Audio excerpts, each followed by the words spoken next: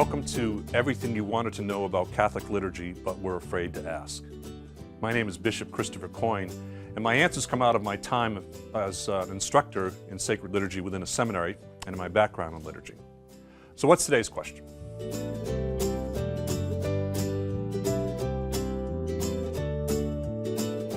Okay, there's two answers to that question. One is historical and one is interpretive.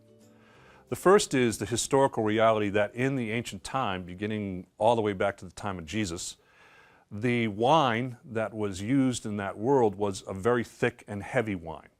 And depending upon the time of day, you would cut it with a lot of water or less water, but you never drank wine straight.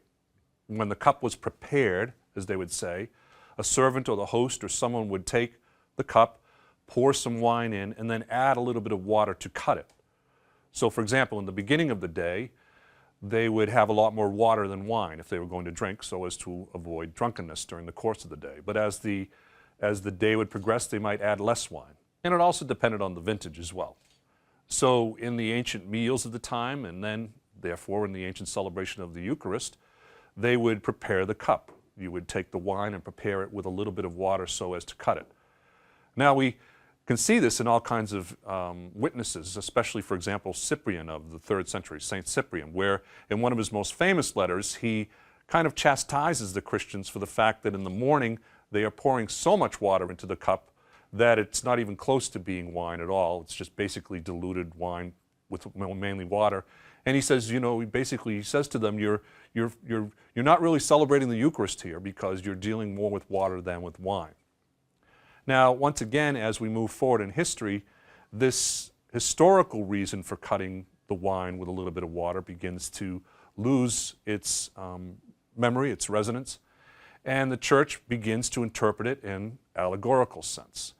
So nobody in the Middle Ages and later on really cuts their wine, and so now they're asking, why are we adding water? And so you begin to see these little prayers, or these little interpretations happening where they say, well, that's to remind us of Christ's both divinity and his humanity, the divinity being the wine, the water being his humanity.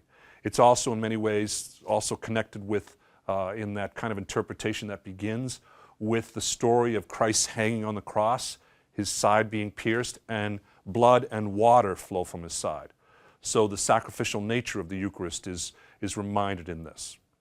In all this, we can see once again that what starts out as just kind of a historical fact and a kind of a local cultural necessity in the way that wine is served, over time becomes reinterpreted and wonderfully given wonderful meaning in a way that allows us to move more deeply into our understanding of the Eucharist as both a fullness in the reception of Christ's humanity and divinity, but also in the reality that it is from his side that our salvation flowed, and in the Eucharist we celebrate the sacrifice of the Mass. Thank you for joining me. My name is Bishop Christopher Coyne.